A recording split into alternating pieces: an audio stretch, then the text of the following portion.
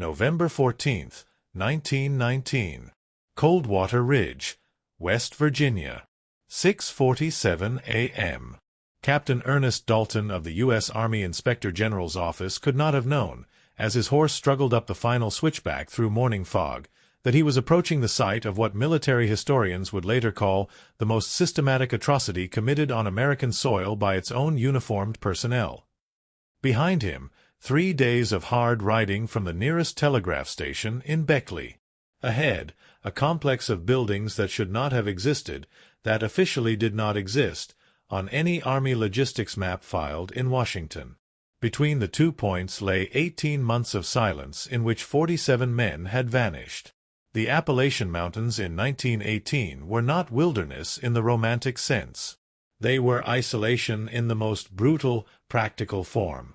Coldwater Ridge sat at 4,200 feet elevation, accessible only by a single wagon trail that winter snows rendered impassable from December through March. The nearest town, Parthens Creek, lay 23 miles northwest, a full day's travel by horse, 2 days by wagon. The nearest railroad siding sat 41 miles east at Marlinton. The telegraph that would finally connect this region to the outside world would not arrive until 1921. In 1918, when the War Department needed a supply depot to stockpile medical equipment, ammunition, and rations far from German saboteurs and prying eyes, Coldwater Ridge offered perfect geographic sequestration. What it also offered, though no bureaucrat in Washington understood this, was a place where military authority existed without military oversight, where a man with medical credentials and oak leaf insignia could do anything he wished to anyone under his command, and the mountains would swallow the screams. Major Victor Halstead arrived at Coldwater in March 1918. 42 years old. Johns Hopkins Medical School, class of 1899. 10 years as Army surgeon.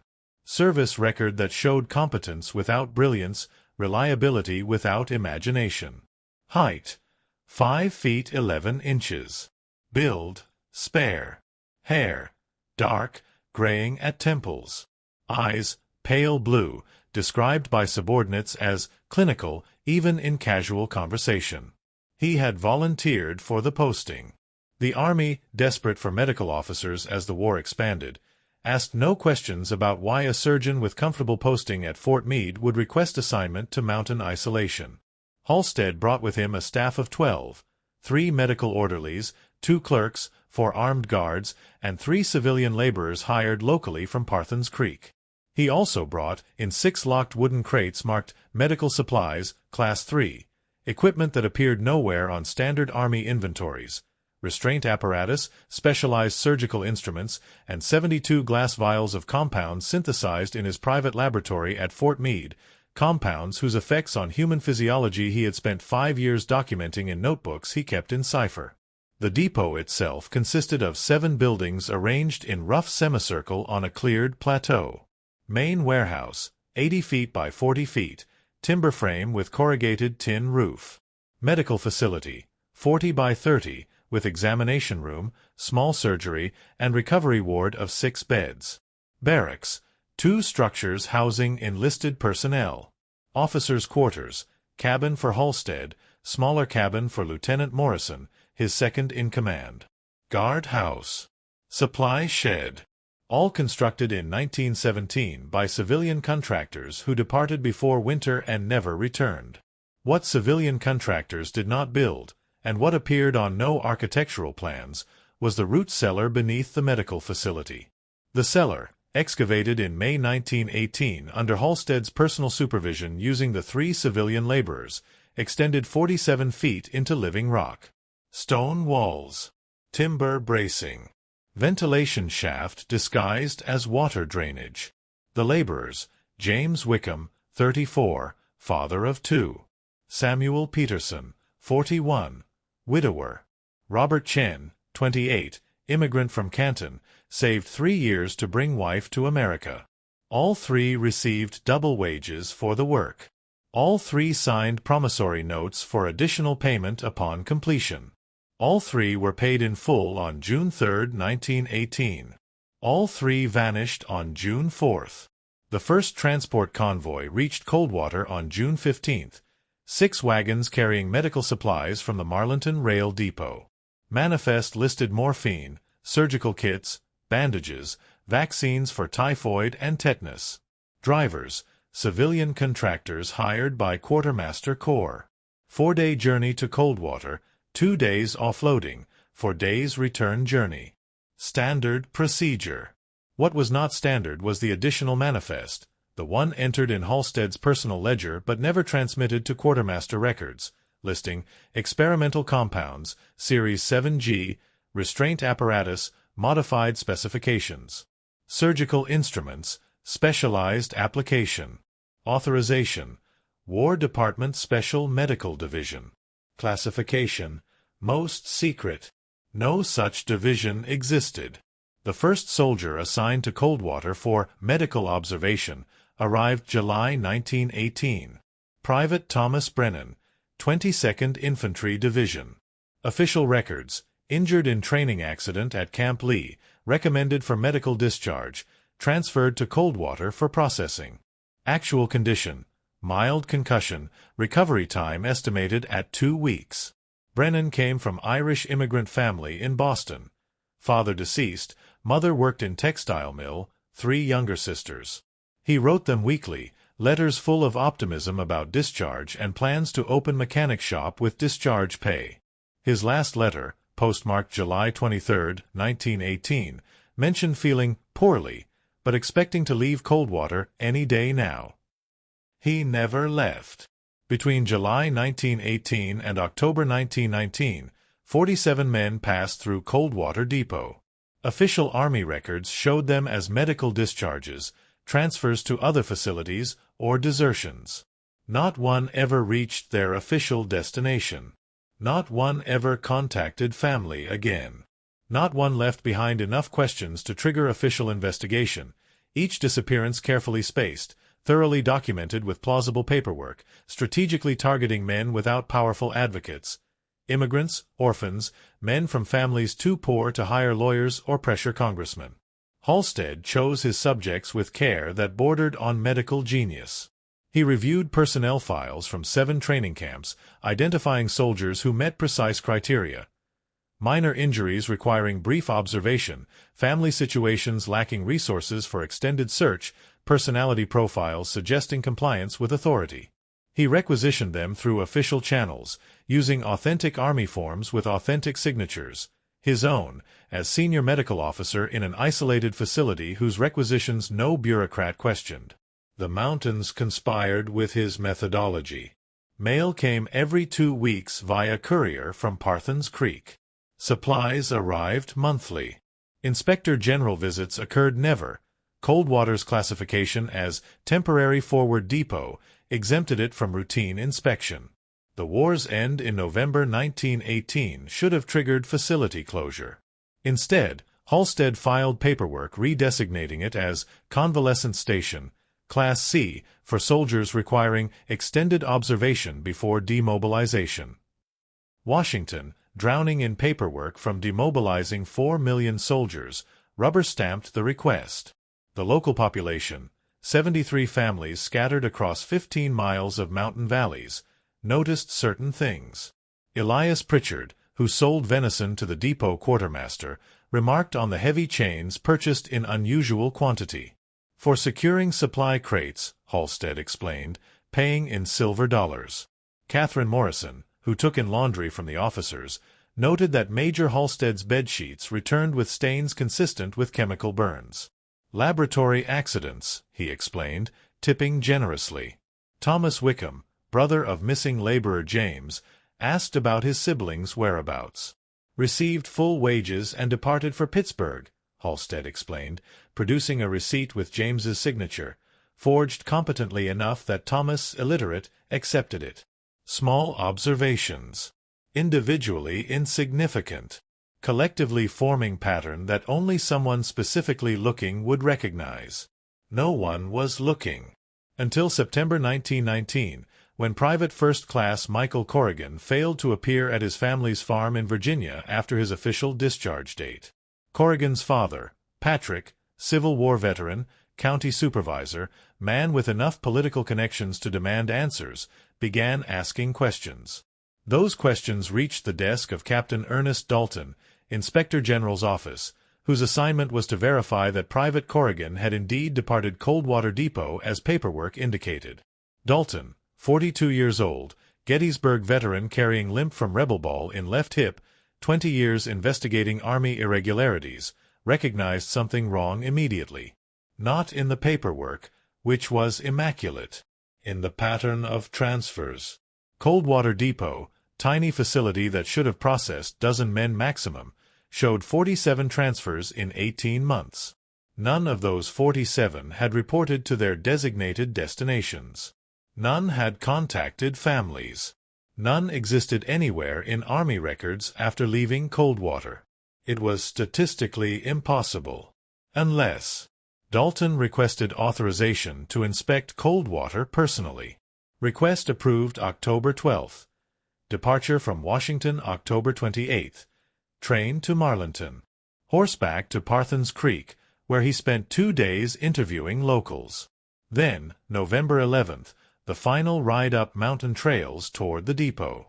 As his horse crested the ridge at dawn on November 14th, Dalton observed 7 buildings in various states of military orderliness. Smoke from single chimney, the medical facility. No other signs of activity. No guards visible. No personnel moving between structures. American flag hanging limp in still morning air. And silence. The kind of silence that contains weight. That presses against eardrums. That makes a man check his sidearm twice. Dalton dismounted, tied his horse, approached the main building. The door opened before he knocked. Major Victor Halstead, in dress uniform, stood in the doorway. Behind him, the interior of the facility lay in perfect order. Supplies neatly shelved. Equipment properly stored. Floor swept clean. "Captain Dalton," Halstead said, voice pleasant. "Your telegram indicated you'd arrive today. Welcome to Coldwater Depot. I trust your journey was satisfactory." Major Halstead. Dalton's hand remained near his service revolver. "I'm here regarding several discrepancies in transfer records." "Of course. I have all documentation prepared for your review." Halstead stepped aside, gesture inviting entrance. "I assume you'll want to examine the entire facility?" "I will." "Then please, begin with the main warehouse." "I have nothing to hide, Captain." That was the first lie. The second lay 47 feet beneath where they stood, in chambers carved from living rock, where innovations in human endurance testing awaited discovery. But Dalton would not find those chambers immediately. Halstead had prepared his facility for inspection with the same meticulous care he applied to all his work. The horror would reveal itself gradually, over hours, through accumulating impossibilities and small details that refused to align with official narratives. By sunset, Dalton would know something monstrous had occurred at Coldwater. By midnight, he would know the extent. By dawn, he would ride for Parthens Creek with news that would shake the War Department and create scandal the Army would spend decades attempting to suppress. But first, that November morning, standing in doorway with autumn sun breaking through fog, 2 men, one hunter, one monster, began their careful dance around truth that neither was yet willing to state plainly. The mountains watched, as they had watched for 18 months, keeping secrets in stone and soil and silence. November 14th, 1919. 8:15 a.m. The main warehouse revealed nothing. Captain Dalton moved through aisles of neatly stacked crates, bandages, morphine ampoules, tinned rations, all properly inventoried, all matching manifests. Major Halstead followed 3 steps behind, hands clasped at small of back, offering explanations Dalton hadn't requested. "We maintain strict accountability procedures," Halstead said. "Every item catalogued upon arrival, checked weekly, manifested upon departure. Would you like to review our supply logs?" "I would." The logs, like everything else, were immaculate. Leather-bound ledgers showing 18 months of supply management without single arithmetic error or crossed-out entry. Columns of numbers that balanced perfectly. Signatures and countersignatures in proper order. The kind of record-keeping that earned commendations. The kind that made Dalton's instincts scream. No facility, in 20 years of inspecting Army installations, maintained perfect records. There were always discrepancies, broken items, pilferage, honest mistakes in counting. Perfect books meant one of two things: extraordinary discipline or extraordinary deception requiring time and skill to maintain. Major Halstead, Dalton said, finger on an entry dated March 1918, this lists delivery of 80 pounds of manganese steel chains. What was the purpose? Cargo securing. The mountain roads are treacherous. We use chains to secure supply crates during transport to prevent damage. 80 pounds seems excessive. Winter deliveries require extensive preparation, Captain. We cannot risk losing medical supplies to wagon accidents on icy grades. Reasonable explanation. Documented properly. Signed by Lieutenant Morrison, countersigned by Halstead. Dalton made note in his inspection book and continued. They moved to the medical facility next. Examination room, clean. Instruments, properly sterilized. Recovery ward, 6 beds with fresh linens. Small laboratory with microscope, specimen jars, medical texts on shelves. Everything appropriate for facility of this classification. Except, Major, where are your patients? Halstead smiled. We have none currently. Our last 2 convalescents departed 3 weeks ago, both returned to duty. We're operating at minimal staffing while awaiting closure orders. The facility remains active? Technically, yes. Though we expect decommissioning orders within the month. The war's end has rendered this depot largely unnecessary. Yet you remain here. Someone must maintain the facility until official closure, Captain. I drew the short straw, so to speak. Halstead's tone carried just enough self-deprecating humor to seem natural. Mountain winters are not to everyone's taste. Dalton examined the recovery ward more closely. 6 beds, as noted. But floor beneath the beds showed wear patterns, indentations in wood where weight had rested regularly, heavily.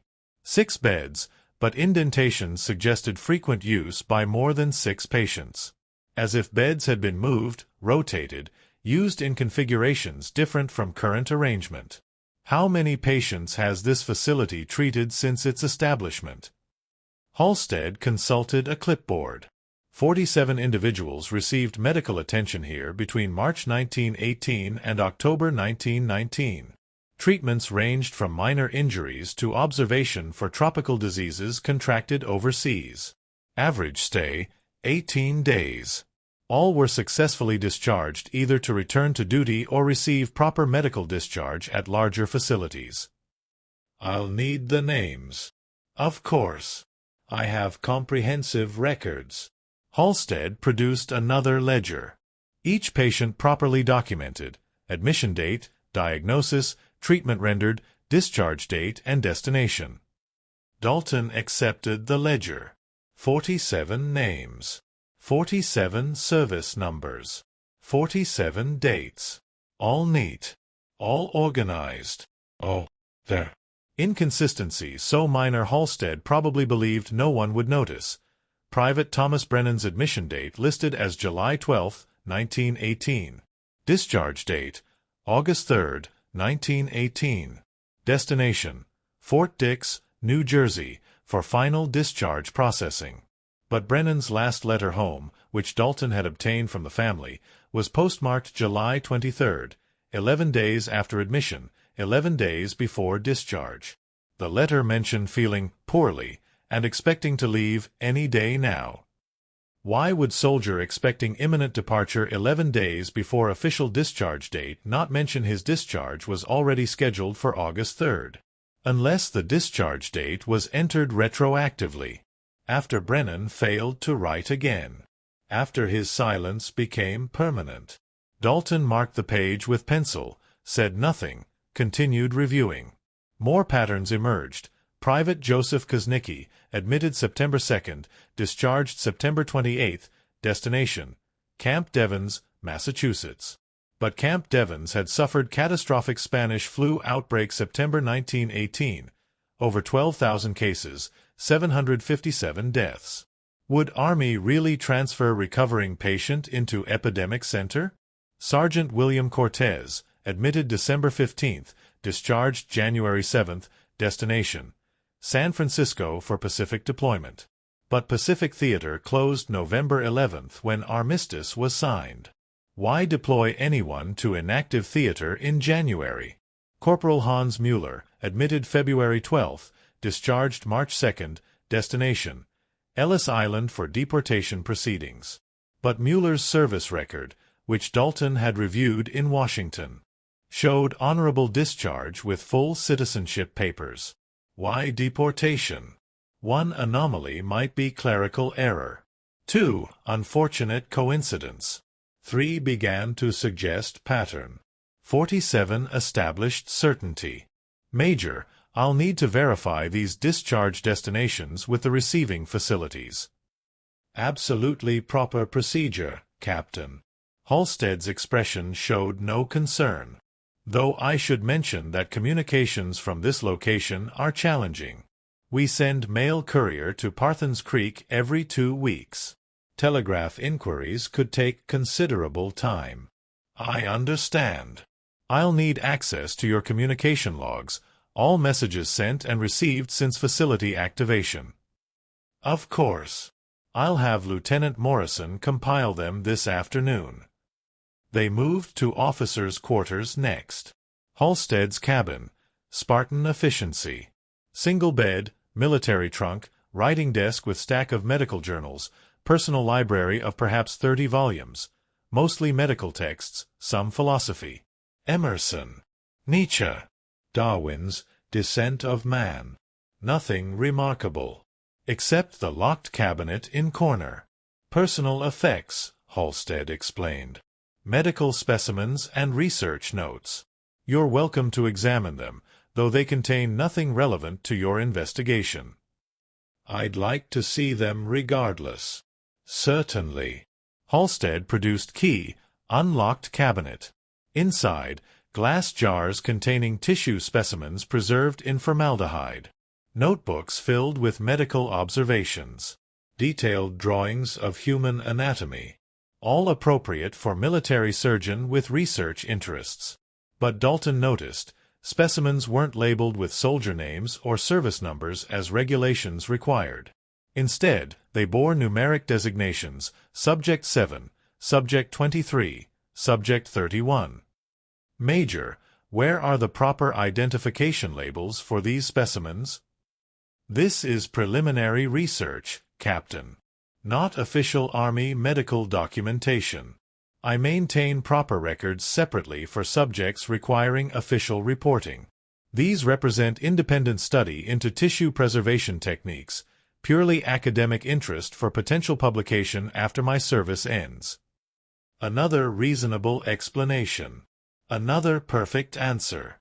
Dalton spent the day examining every structure, every ledger, every manifest.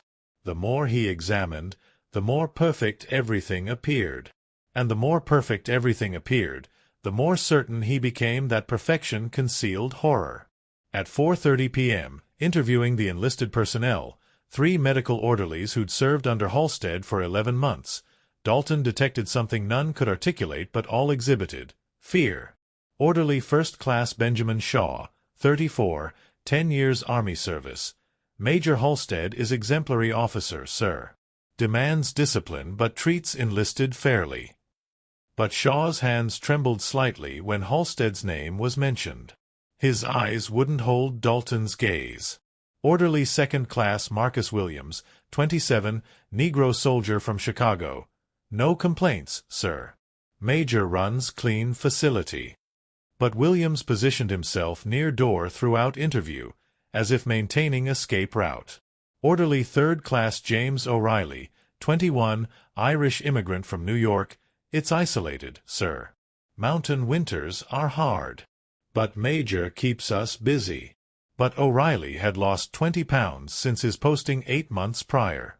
His fingers showed tremor consistent with chronic stress or drug withdrawal. At 6 p.m., Dalton requested to see the root cellar that Elias Pritchard, the local huntsman, had mentioned. Major purchases chains, Pritchard had told Dalton in Parthens Creek. Heavy chains. More than seems needful for cargo. Asked him once what he needed so many for. Said it was for securing equipment. But I've worked depots before, during the Civil War. Never seen depot need chains like that. Major Halstead, I'd like to inspect your storage cellar. The root cellar? Certainly. Though there's little to see, mainly preserved foods and equipment we keep from freezing during winter. Halstead led him to medical facilities exterior, to wooden door set at angle against building's foundation, standard root cellar entrance. Unlocked it, descended stone steps.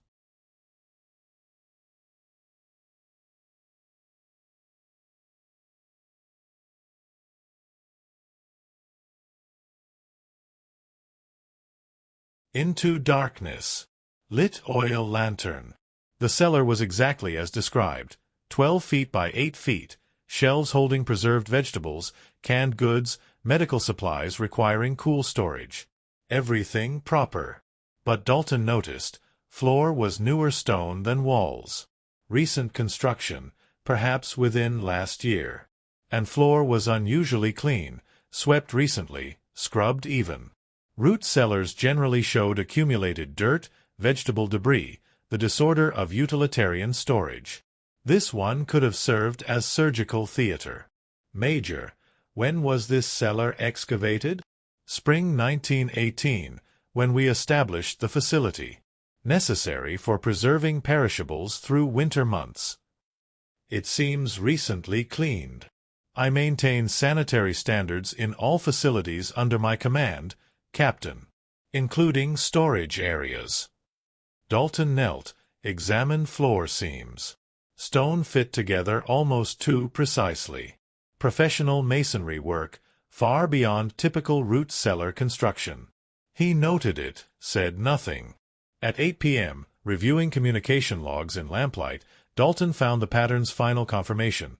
Of 47 patients officially discharged from Coldwater, 47 letters had been sent to family members announcing safe arrival at destination. All letters dated within days of discharge. All written in different hands, presumably by the soldiers themselves. But Dalton had obtained 12 of those letters from families during his preliminary investigation. He now compared them to handwriting samples in admission forms, signatures soldiers made upon arrival. Not one matched. Every safe arrival letter had been written by someone other than the soldier it claimed to represent. All 47 letters. 47 forgeries. 47 families deceived into believing their sons, husbands, brothers had reached safety. Dalton looked up from the documents to find Halstead watching him from doorway. "You've found something troubling, Captain?" "Major Halstead, I have questions that require honest answers." "I have provided nothing but honesty, sir." "Then explain why every letter sent from discharged patients to their families was written by someone other than the patient." Silence, lasting perhaps 5 seconds. Long enough for Dalton to see calculation behind Halstead's pale blue eyes, weighing options, measuring responses, deciding how much truth was unavoidable. "Many of our patients," Halstead finally said, "suffered injuries affecting their ability to write. Tremors, vision problems, literacy issues. It was standard practice to have orderlies assist with correspondence, taking dictation and transcribing on the patient's behalf. Surely you understand that maintaining family morale is important to recovery." "I understand that falsifying official correspondence is court-martial offense." "I falsified nothing. I facilitated communication for injured soldiers." Then you'll have no objection to my riding to Pothin's Creek tomorrow to send telegraph inquiries to all 47 discharge destinations, verifying arrival of these soldiers. Another pause. Shorter this time. No objection whatsoever, Captain. Though I must warn you, military bureaucracy being what it is, verifying the location of individual soldiers 18 months after discharge will prove challenging. Many have since been transferred, discharged properly, or departed for civilian employment. Paper trails have gone cold. Nevertheless, I'll verify what I can. As you should. That's your duty. Halstead turned to leave, paused. Captain Dalton, I hope you understand. This facility has operated under extraordinarily difficult circumstances. Isolation, minimal staffing, challenging weather. If there have been administrative irregularities, they stem from necessity rather than malice. I have devoted myself absolutely to this army and its mission. Every decision I've made was in service to that devotion. I'm sure the Inspector General will take your devotion into account, Major. Halstead nodded, departed, left Dalton alone with documents that proved nothing definitively but suggested everything horrifically. At 9:30 p.m., preparing to retire for the night in the barracks assigned to him, Dalton heard sound. Faint, barely audible over mountain wind. Coming from direction of medical facility. Not quite human. Not quite animal. Something between the two. Something that might have been wind through ventilation shaft, or might have been voice that had forgotten how to form words. Dalton checked his service revolver, ensured it was loaded, placed it under his pillow. Sleep that night did not come easily. And when it did come, shortly before dawn, it brought dreams of chambers beneath stone and chains, and 47 faces he'd seen only in photographs, asking why no one had come looking. Tomorrow he would ride to Pothin's Creek. He would send telegrams. He would return with federal marshals. But tonight, in darkness, listening to wind that might not be wind, Captain Ernest Dalton understood he had found something that transcended normal military misconduct. He had found proof that monsters wore uniforms, and that the worst atrocities happened not in heat of battle, but in cold calculation of isolated men who believed their authority placed them beyond accountability. The pattern had emerged completely. Now came the horror. November 15th, 1919. 4:47 a.m. Captain Dalton woke to screaming. Not the sound from previous night, that ambiguous noise that might have been wind. This was unmistakably human. High-pitched, desperate, coming from the medical facility. Dalton grabbed his revolver, pulled on boots, ran across compound in pre-dawn darkness. The medical facility's door hung open. Lamplight spilled out. Inside, chaos. Orderly Marcus Williams stood in the examination room, back pressed against wall, eyes wide. "Jesus Christ," he kept repeating. "Jesus Christ, Jesus Christ." Orderly Benjamin Shaw knelt on floor, vomiting. And in the corner, covered in dirt, bleeding from multiple lacerations, naked except for remnants of uniform trousers. A man. Living. Barely. Dalton knelt beside him. The man flinched away, made sounds that weren't words, tried to crawl backward despite having nowhere to go. "It's all right," Dalton said. "I'm U.S. Army. You're safe. What's your name?" The man stared. His eyes, adjusted to darkness, unused to light, watered continuously. Pupils contracted to pinpoints in the lamplight. Skin, where not covered with dirt and blood, showed pallor beyond natural. Prison pallor. Cave pallor. "What's your name, soldier?" The man's mouth worked. Formed shapes. Finally produced sound. COR. Riggin. Michael. Private. First class. Service number. He recited 9 digits. The number Captain Patrick Corrigan had provided Dalton in Virginia. The number that began this investigation. Michael Corrigan. Son. the soldier who'd never come home. "Where have you been, Private?" Corrigan's hand raised, shaking, pointed down. "At floor." "Below," he whispered. "Below. Under." "We're under." "They're still under." Dalton turned to Williams. "Get him water. Food. Blanket. Shaw, stop retching and find me Major Halstead immediately." But Halstead was already there, standing in doorway, still dressed in previous day's uniform as if he'd never slept. His expression showed no surprise, only calculation. "Captain Dalton," he said calmly, "I can explain." "Explain later. Right now, show me what's beneath this building." "It's merely the root cellar you already." Dalton cocked his revolver. "Major Halstead, you will show me what's beneath this building, or I will arrest you immediately for dereliction of duty and confine you while I tear this facility apart board by board. Choose quickly." Silence. 5 seconds. 10. Then, "Very well. Though I want it noted that I cooperated fully once direct evidence made concealment pointless. I have committed no crimes under military law. Everything I've done falls within authority granted to medical officers conducting approved research." "Show me." Halstead walked to the root cellar entrance, descended the stone steps, crossed to the far wall. His hand pressed against particular stone. Something clicked. A section of wall, 3 feet wide, 7 feet tall, swung inward on concealed hinges. Behind it, darkness. And smell. The smell hit first: unwashed bodies, human waste, chemicals Dalton couldn't identify, and underneath everything, the sweet corruption of decay. Williams gagged.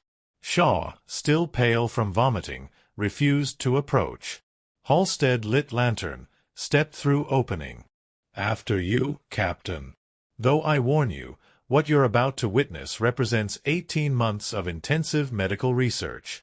You may not understand the scientific value immediately, but future generations will recognize the contribution to military medical science."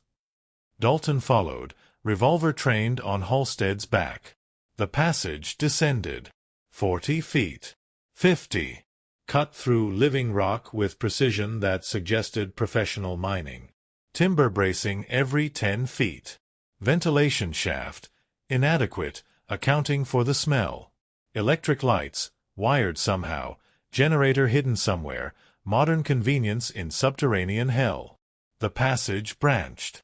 Left tunnel, right tunnel, center tunnel continuing down. Halstead took left tunnel. 20 feet. Open door. The first chamber, 15 feet by 12 feet. Stone walls. 3 beds, metal frames with thin mattresses. Chains. Heavy chains bolted into rock wall. Chains long enough to allow movement around chamber but not reach door. Chains currently empty. "Subject holding and observation room," Halstead explained, tone clinical. "We could maintain 3 subjects simultaneously for extended monitoring. Sanitation facilities here," he indicated bucket in corner, "changed daily. Subjects received adequate nutrition and medical care throughout experimental protocols." "Subjects?" Dalton's voice barely controlled. "You mean prisoners." "Research participants."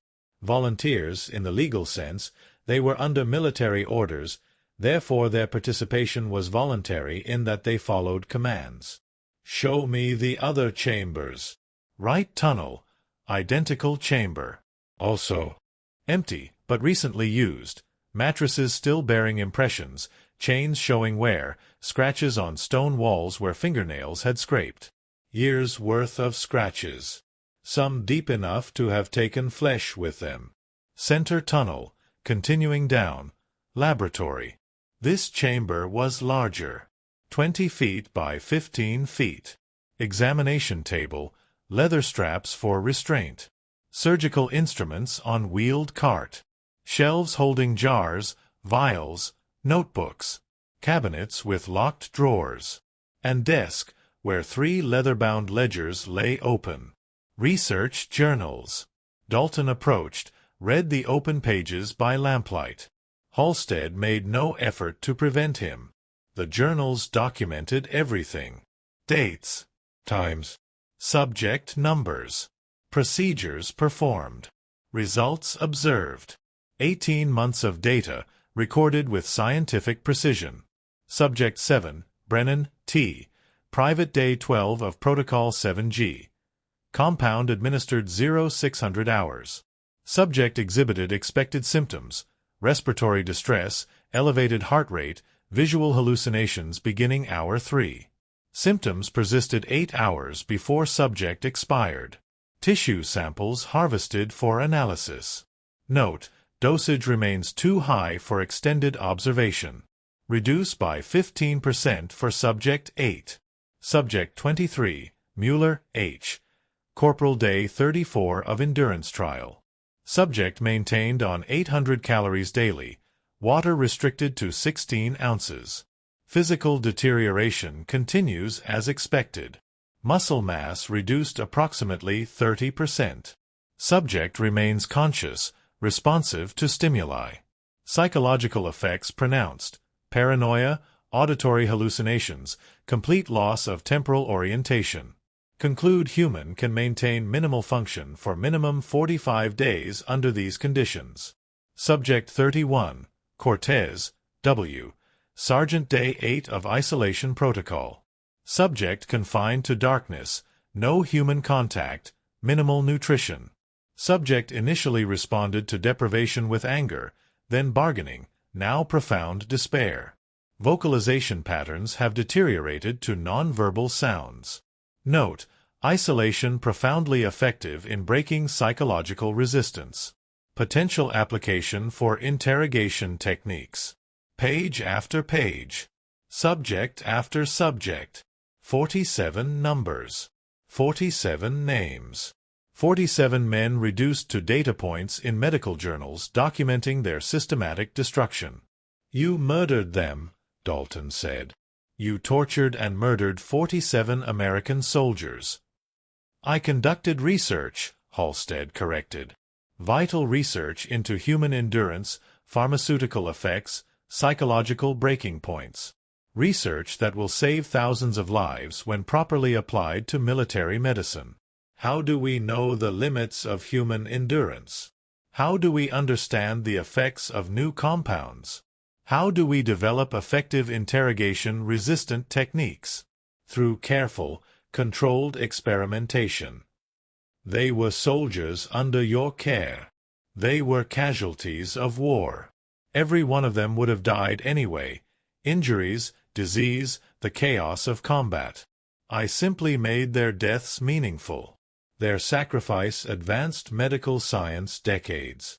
The data I've gathered here is evidence of mass murder, is proof of dedication to advancing military capability.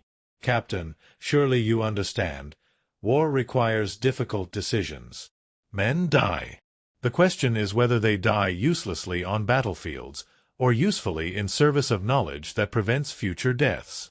I chose usefulness. Dalton wanted to shoot him. Every instinct demanded it. But he was Army, and Army had process even for monsters. Where are the bodies? Final chamber. End of center tunnel. I maintained proper respect. All subjects were interred according to military protocols, with full documentation of identification. They descended further. The tunnel ended at wooden door. Beyond it, burial chamber. Not graves. Storage. 28 bodies in various states of preservation, laid on stone shelves. Some recent, weeks dead.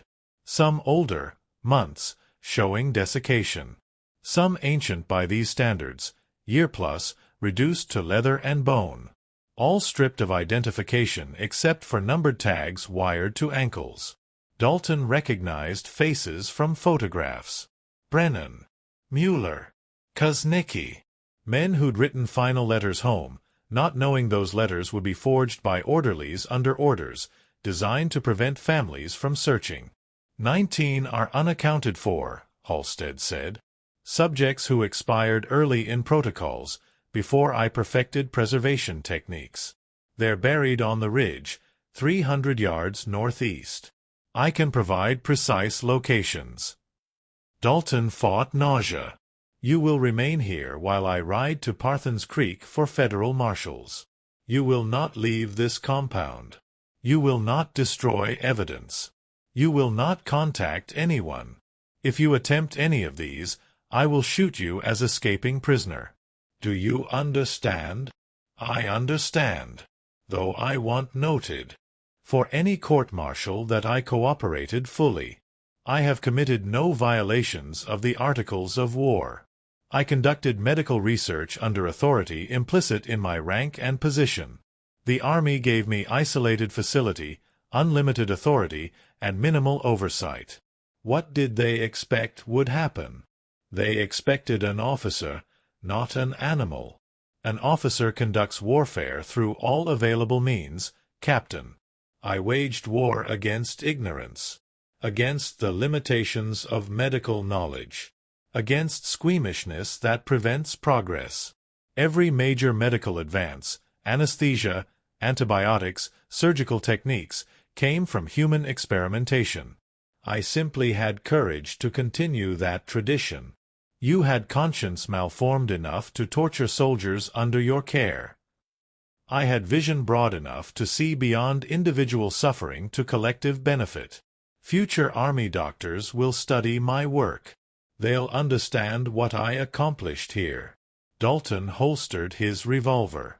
The only thing anyone will understand, Major, is that you're a monster who used war as excuse for sadism. Now get up those stairs. You're confined to the guardhouse until federal authorities arrive. They ascended. Emerging into medical facility felt like surfacing from drowning. Air suddenly breathable, light suddenly natural, the ordinary world almost painful after subterranean horror.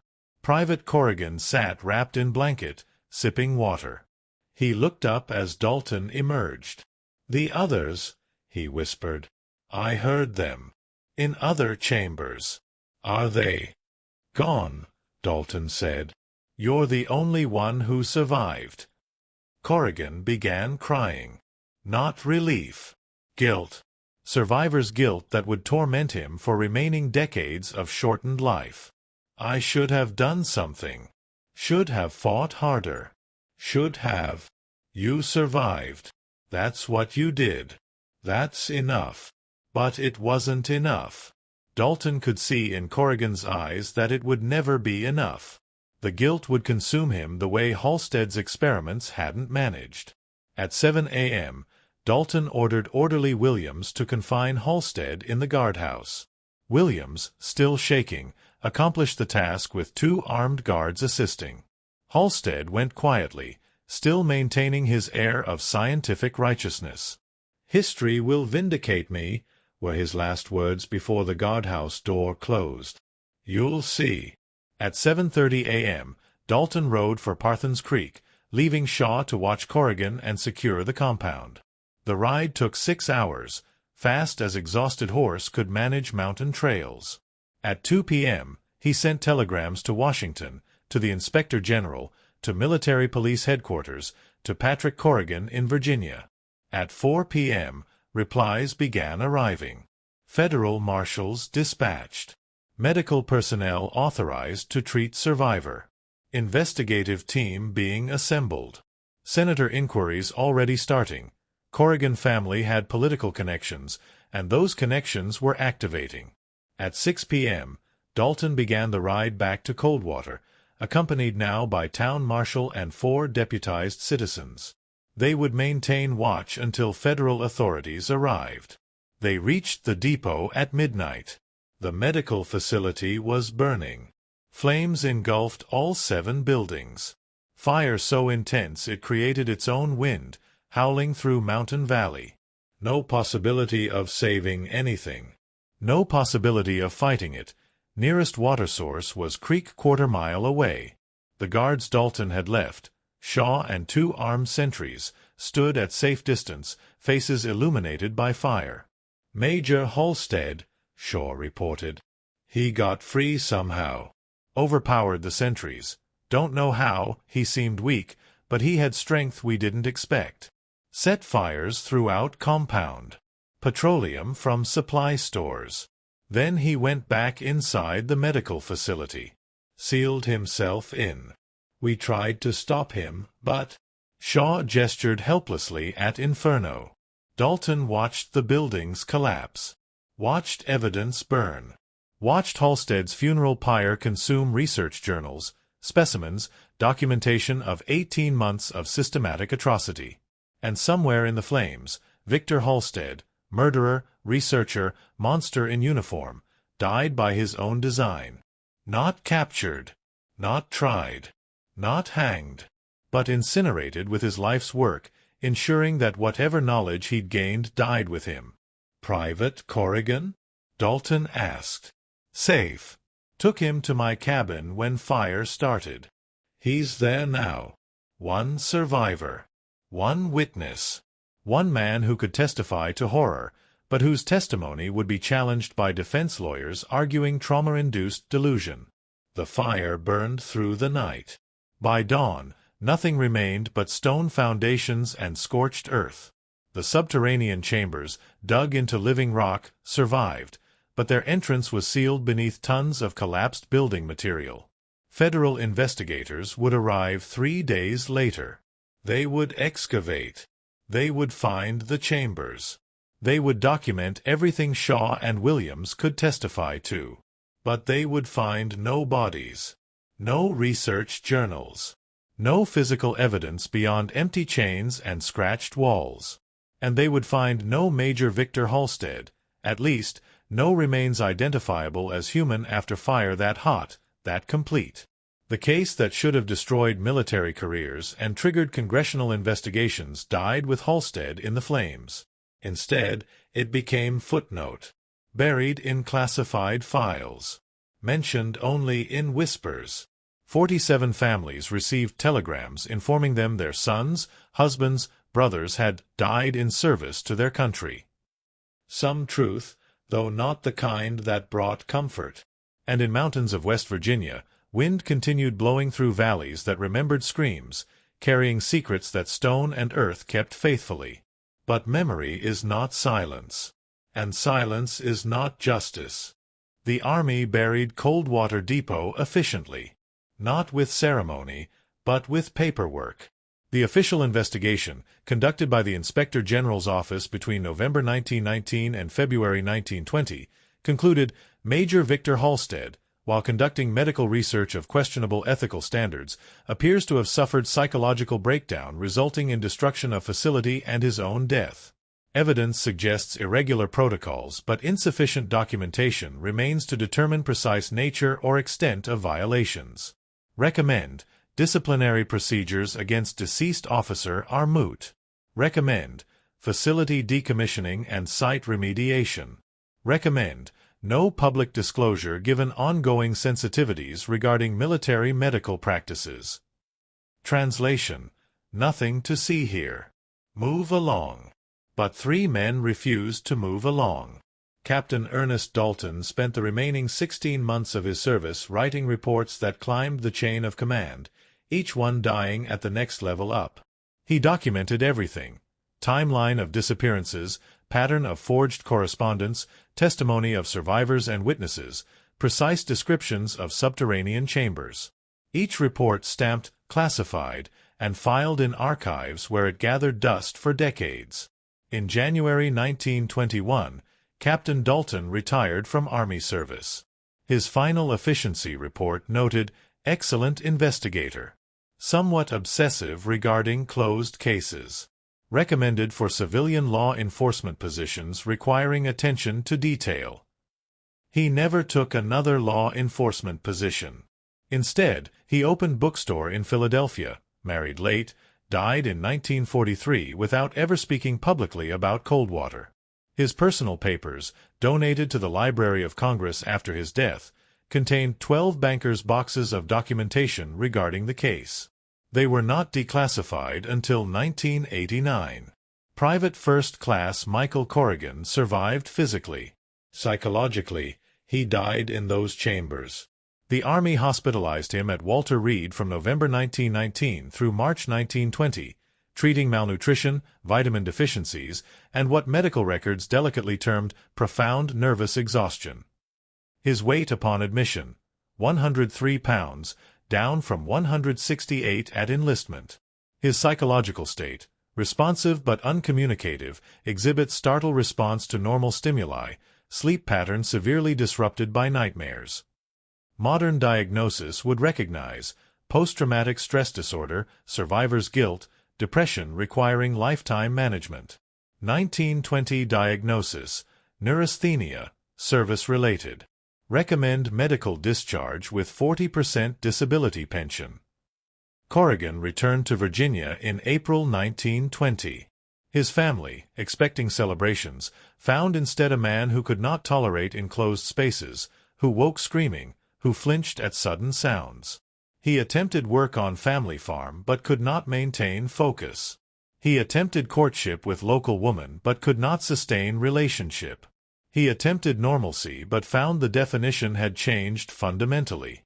In his testimony to Army investigators, 47 pages of sworn statement taken over 3 days in December 1919, Corrigan described his captivity in clinical detail. The descriptions match Halstead's research journals in all particulars. He would bring food once daily, always at same time, though we had no way of knowing what time it was in the darkness. He would observe us, make notes, ask questions about our physical state, our thoughts, our dreams. He was always polite. That was the worst part. He was conducting scientific research, and we were specimens. Not people. Specimens. Others were in chambers nearby. I could hear them sometimes through the rock. Sounds. Not words anymore. Most of us forgot language after weeks in darkness. Just sounds. When the sounds stopped, you knew another had died. The silence was worse than the sounds. I escaped because Subject 45, I never knew his real name, we were only numbers, managed to weaken his chains through months of working them against rock. When he finally broke free, he attacked Major Halstead during a routine examination. The fight gave me opportunity. I ran. Just ran. Through tunnels I'd memorized by touch. Upstairs. Out into night. I ran for miles before dawn came, and I realized I'd forgotten what stars looked like. Subject 45's real name was never determined. His remains were found in the burial chamber, showing evidence of violent struggle shortly before death. He had no identification. No family ever claimed him. He was buried in military cemetery at Jefferson Barracks National Cemetery, St. Louis, under marker reading, Unknown Soldier, died 1919. His sacrifice, fighting Halstead long enough for Corrigan to escape, saved one life and exposed 47 murders.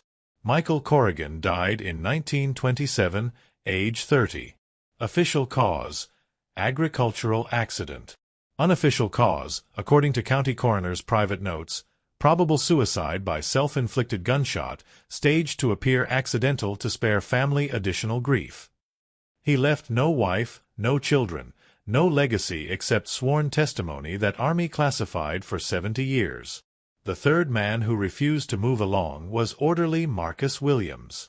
Williams, Negro soldier from Chicago's South Side, had served under Halstead for 11 months.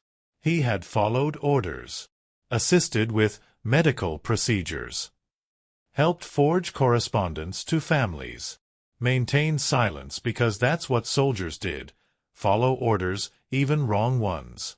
After Coldwater, Williams could not maintain that silence. He testified at the investigation despite threats to his military career. He described, in detail, the procedures he'd witnessed. Major Halstead would administer compounds, chemicals he'd developed himself, not from any Army formulary. He'd observe the effects, time them, note symptoms. When subjects became too weak to continue protocols, he'd move them to burial chamber. He called it completing the experimental cycle. I called it murder, but not out loud. Not until Captain Dalton arrived and I realized someone with authority might actually listen. Williams's testimony was classified. His reward for truthfulness: dishonorable discharge in March 1924, insubordination and making false statements against superior officer. The discharge destroyed his life. No employer would hire ex-soldier with dishonorable discharge. No veterans' benefits. No pension. No respect. He returned to Chicago carrying secret he could not share and dishonor he could not explain. Marcus Williams died in 1952, working as janitor at Southside Hospital, never having spoken publicly about Coldwater because his discharge papers prevented anyone from believing him. In 1994, long after all principals were dead, the Army Board for Correction of Military Records reviewed his case based on newly declassified documents. They reversed the dishonorable discharge, upgrading it to honorable. They noted, Orderly Williams showed exemplary courage in testifying truthfully despite personal cost. His service record deserves recognition. The recognition came 68 years late, delivered to a grave marker in Lincoln Cemetery that his daughter, then 72 years old, could finally afford to replace with one noting his military service. The site itself, Coldwater Ridge, West Virginia, remained untouched for years after the fire. Local population avoided it. Stories circulated. The hollow was cursed. Animals wouldn't enter it. Plants wouldn't grow on burned ground. The wind through the valley carried sounds that weren't quite natural. Most stories were superstition. Some were not. In 1923, the Army authorized site remediation. Military engineers arrived with explosives. They collapsed the subterranean chambers, sealing them beneath tons of rock. They demolished remaining stone foundations. They spread lime over the ground, standard procedure for sites requiring sanitation. The engineers worked quickly, camping in Parthens Creek rather than on site. Their commanding officer reported, "Site secured and rendered unusable. Recommend against future military utilization given poor access and inadequate water supply."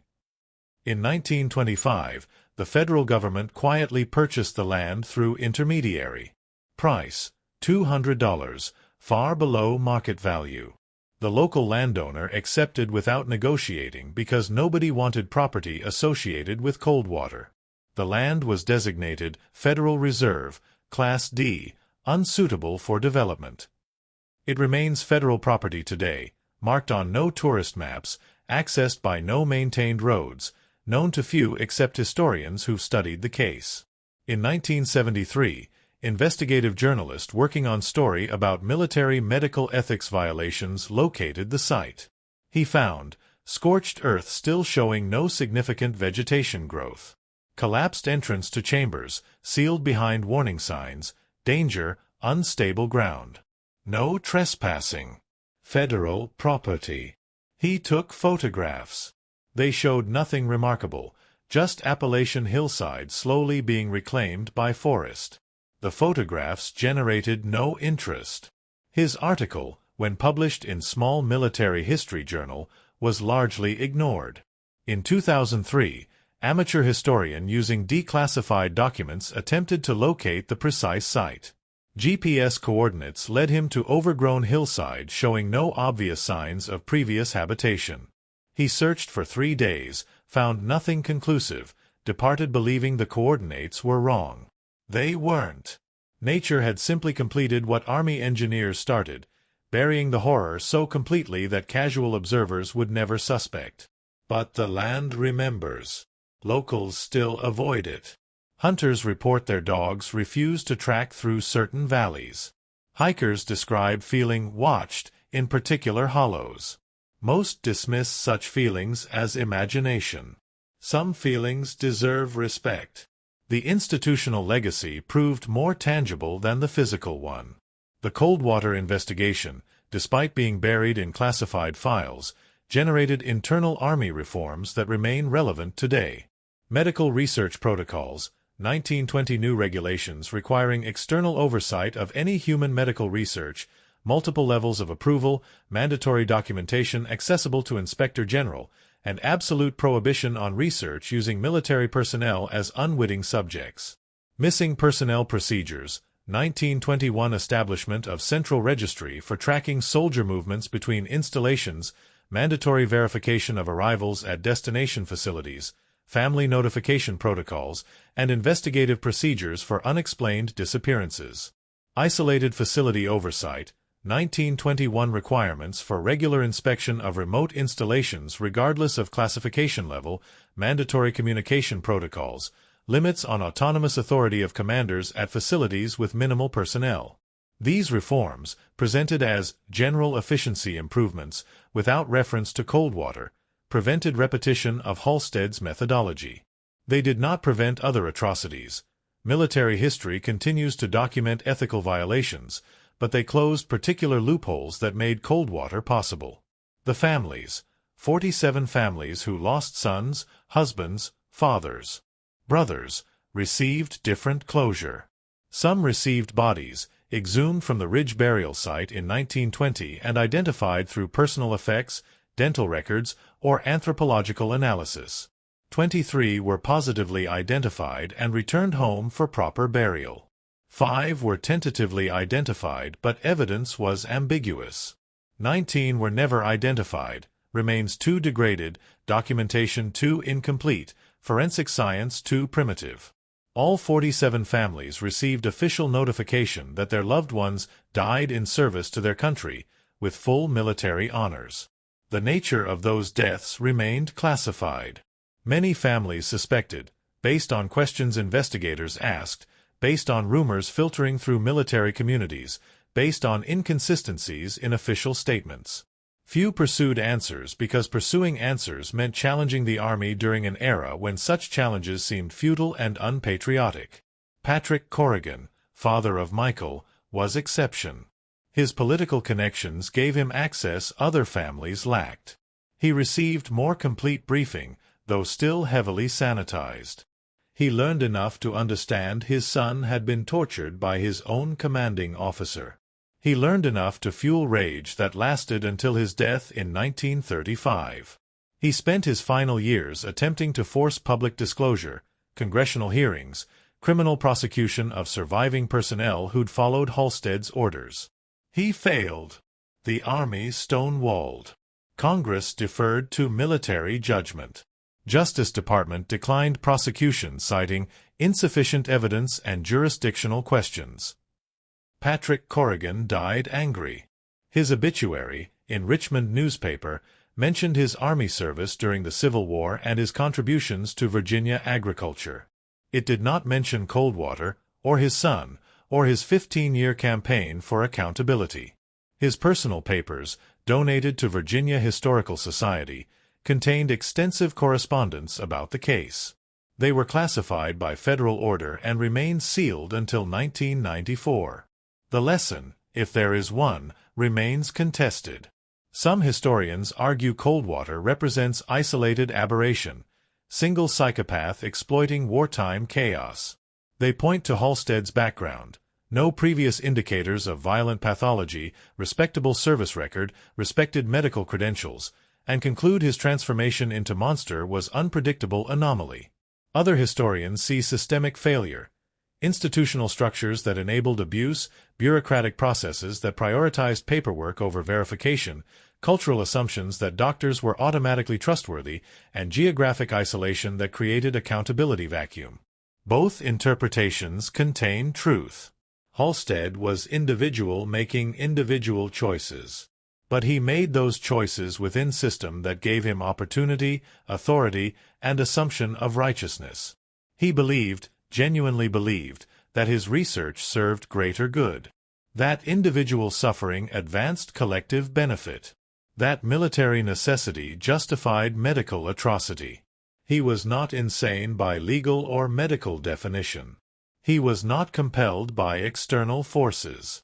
He chose, daily, for 18 months, to torture and murder soldiers under his command. And he chose believing he was advancing science. That belief, that conviction of righteousness, may be the most disturbing element. Halstead left behind research journals showing no remorse, no guilt, no recognition that his actions constituted crimes. He documented tortures with same clinical detachment he'd once used documenting routine medical procedures. His final words before sealing himself in burning building, according to Orderly Shaw, "The data survives. Someone will find it. Someone will understand." He was half right. Federal investigators recovered some documentation from the underground chambers after excavation. Enough to confirm Williams's and Corrigan's testimony. Enough to establish pattern and methodology. But no one understood. At least, not in the way Halstead intended. No one read his research and concluded his methods were justified. No one incorporated his findings into legitimate medical practice. No one vindicated his belief that human suffering could be acceptable cost of knowledge. Instead, his research became cautionary tale. Case study in medical ethics courses. Example of why oversight matters. Reminder that credentials and authority don't prevent monstrosity. Sometimes they enable it. Coldwater Ridge remains empty. The wind still moves through the valleys. The stars still shine over mountains that once watched horror unfold in silence. 47 men entered that hollow between 1897 and 1899. Note: this appears to be an error in my narrative. I should have consistently used 1918 to 1919, not 1897 to 1899. Let me correct. 47 men entered that hollow between March 1918 and September 1919. Most died in underground chambers, reduced to experimental subjects in research that advanced nothing except understanding of human capacity for evil. One escaped, lived 7 tortured years, and died young carrying guilt that wasn't his to carry. One died fighting for another's freedom. 19 were never identified. 23 went home to graves they should have filled decades later. Their names deserve recording. In historical documentary, this would list all 47 names. For this fictional account, I'll provide representative sample. Private Thomas Brennan, 22, Boston. Private Joseph Kuznicki, 27, Chicago. Sergeant William Cortez, 31, San Antonio. Corporal Hans Mueller, 29, New York. Private First Class Michael Corrigan, 23, Richmond. Subject 45, unknown age, unknown origin, unknown name, but remembered for sacrifice that exposed the horror. And 41 others whose names appear in classified documents that few will ever read, whose families mourned without understanding, whose deaths contributed nothing except data in journals that were destroyed. The final count: 47 victims. 1 perpetrator. 3 witnesses who tried to ensure memory survived classification. Dozens of families who never received full truth. And 1 lesson that each generation must relearn. Isolation does not create monsters. Authority does not prevent crimes. Credentials do not ensure morality. And evil requires no supernatural explanation, only ordinary people making extraordinary rationalizations for unconscionable choices. Major Victor Halstead was not demon. He was doctor. Educated, credentialed, trusted with authority and lives. He chose to use that trust to torture and murder. He chose believing he was conducting research. He chose believing rules that governed others didn't apply to him. And the system that should have stopped him, that should have noticed 47 disappearances, should have questioned perfect paperwork, should have inspected isolated facilities, failed because failure was bureaucratically easier than accountability. The mountains still stand. The wind still blows. And somewhere beneath tons of collapsed rock and 70 years of earth, chains remain bolted to stone walls that heard screams no one came to investigate. History buried Coldwater Depot. But burial is not erasure. Silence is not forgetting. And forgetting is not learning. The case file remains available to researchers with proper clearance. The coordinates are in federal records. The land is marked on geological surveys, if you know what designation to look for. But most people don't look. Most people prefer to believe such things couldn't happen, that military officers wouldn't torture their own soldiers, that systems would prevent such abuses, that someone would have noticed and stopped it. 47 families learned differently. And the lesson remains: vigilance is not optional. Oversight is not bureaucratic inconvenience. Questions are not insubordination. They are only defense against the Victor Halsteads of every generation, educated monsters who believe their vision justifies other people's suffering, who mistake authority for righteousness, who confuse methodology with morality. Coldwater happened because no one was watching. The question each generation must answer: are we watching now? Historical note: this is a work of fiction. The Coldwater Depot, Major Victor Halstead, and the events described never occurred. However, the story draws inspiration from documented historical cases of military medical abuse, including unauthorized human experimentation, abuse of authority in isolated facilities, and systematic cover-ups of institutional failures. The regulatory reforms mentioned, requirements for medical research oversight, missing personnel tracking, and isolated facility inspection protocols, are real and emerged from various historical incidents where military authority was abused. The purpose of historical horror fiction is not to document what happened, but to explore what could happen when systems fail and individuals choose evil. May we learn from fiction what history keeps trying to teach.